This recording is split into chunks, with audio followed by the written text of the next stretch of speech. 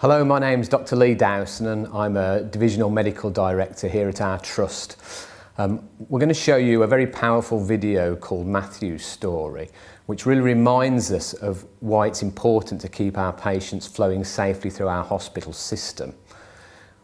When this doesn't happen, there's a risk the system goes into gridlock, and this can put our patients at risk. The patients most at risk in the system at this point are those patients who are trying to come under our care and they're often waiting at home for an ambulance or maybe stuck in a crowded emergency department. Do you remember this when you were sitting on the train? Birmingham? On that grass train they had in Birmingham? Oh yeah.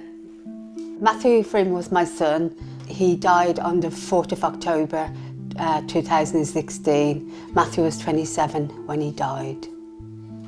Matthew was very intelligent. He used to use his mind quite a lot in different areas.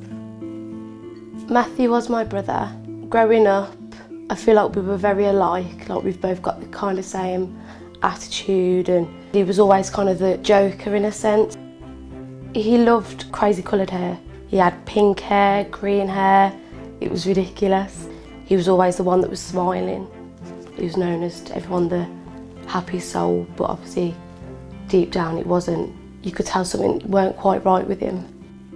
You know, he had his good days and his bad days. Matthew never really talked much about the way he was feeling, so he just sort of struggled and went on with life the best he could.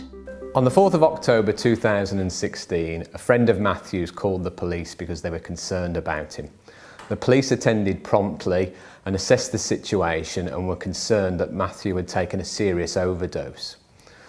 They called for an ambulance, but unfortunately there was no ambulance available for dispatch because at the time there were 20 ambulances stuck here at New Cross, unable to offload their patients because the hospital was full. At this point we rejoin the story. He stated that he felt unwell. He then went into some detail about what would happen, as in there would be no cure to deal with him and he would go into cardiac arrest. So again, ambulance control were called, given the added information that we had a confirmed disclosure from Matthew that he'd taken a quantity of poison. So it was a case of updating ambulance control with that information in the hope that they would come out to us pretty quickly. But that didn't happen. Well, we had another call from the police asking for an update, see if there was anyone en route. It doesn't look like there's been a resource allocated. We explained that there wasn't, that we were extremely busy. We had 21 ambulances stuck at New Cross. We apologised and said we don't have resource to send at this time, but we'll be there as soon as we can.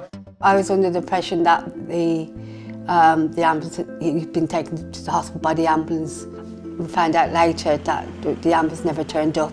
There wasn't any ambulance available to take him. The reality is that the ambulance service is everyone's last port of call. When nothing else has worked, they can always rely on the ambulance service. Unfortunately that day there weren't enough ambulances.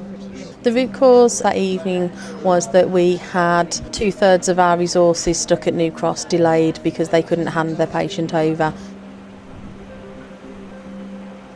Monday the 3rd of October was a very challenging day for us operationally. Patient flow through the ED department was compromised for a number of reasons, mainly due to the fact that we had patients waiting at admissions.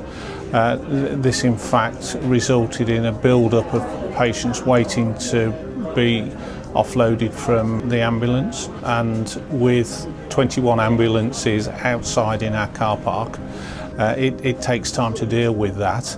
You always think, like, what if? Like, you think, oh, would there be a difference?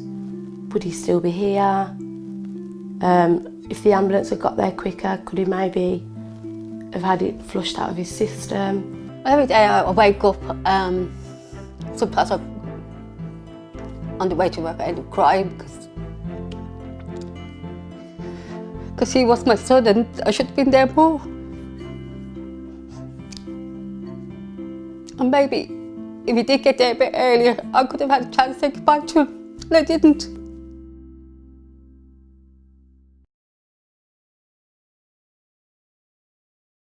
So that's a really powerful story, and it wouldn't be unusual if you felt upset, angry or even guilty watching it.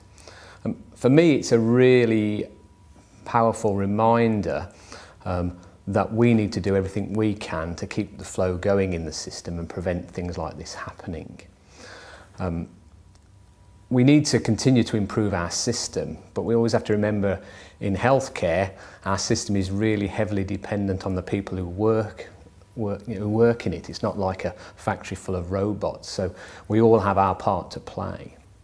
So it's really important that we admit only those patients that need to be looked after in a hospital bed, and that we ensure that every day patients get care that adds value to their journey, that their investigations are done promptly, that their treatment is delivered promptly, and ultimately we get them back home where they want to be as soon as they no longer require that hospital bed. What you can see here is a slide demonstrating the whole hospital system. And if a block appears anywhere in that system, all the patients that are before that block start to stack up, and that blockage works its way backwards into the emergency department and out into the community where our patients may be waiting to come into hospital. But this isn't just about considering the whole system with all the patients, it's actually also really important for individual patients, and by considering the individual patient's needs, we can help to maintain flow. The slide you see here tells us of 4 really important questions that every patient and relative should know. So what is the matter with me? What is going to happen to me today? When am I going home? And what do I need to do, or where do we need to get to so that I can go home? So when you're working in the trust, you will hear about systems like red to green and safer, and there will be new systems that come out all the time. But these are all designed to help us deliver safe and efficient care to our patients and to avoid some of the harms that can come to people who come into hospital, such as healthcare acquired infections and falls. We know that if we admit an 80-year-old to hospital and put them in bed for 10 days, they will lose 10 years of their muscle mass. And this can be the difference between going home and going to a home. In the end, all of this is about valuing patients' precious time. The day's almost over, the sky's about to show her the first glimpse of gold over waking up dreams. And thing is, I don't know why things that I felt so concerned with just let go, drift with the breeze. I've been running around looking for answers, and all of these days there still ain't enough. Like the moonlit late plains, let the questions just hang. All I need is time with your love. I've been running around looking for answers, and all of these days there still ain't enough. There ain't enough.